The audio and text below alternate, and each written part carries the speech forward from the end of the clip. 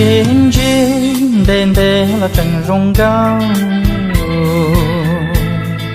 trăng rồng cao của lúa lina lăng mùa. Chỉ xin chín đến đây là có trăng lúa, kể đã thua dân tua chỉ tàu có ly. Chỉ xin chín đến đây là trăng rồng cao, trăng rồng cao của lúa lina lăng mùa.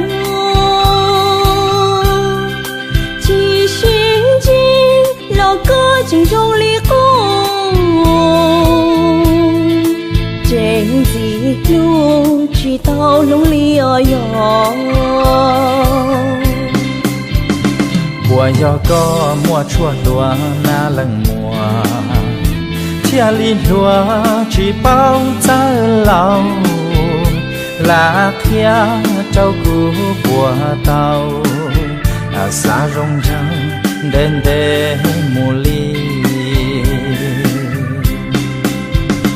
chỉ cho cô mua chua lúa lên nhung trái lúng tôi nhưng mua lúa ly con thân lúa mua chua đã chi đủ ta ly nó lo chừng trong đó.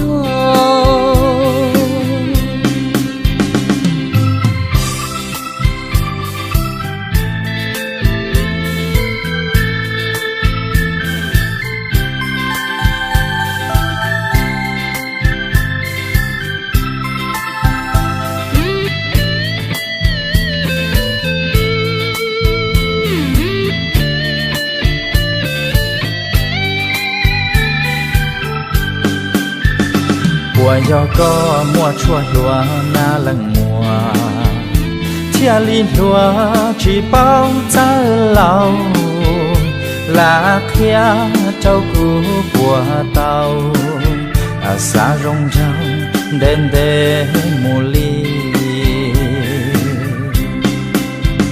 chỉ cho cô mua chua lúa lên nhung trái lúng tôi nhưng mua lúa ly con thân lúa mua chua đã chi đủ ta ly nó lo chừng trong đó. Hai chua đã có trăng gió thia thia cụ dòng xia cho tao chỉ con lâu xin hà sẽ có là địa tay nó có dòng chắp đời.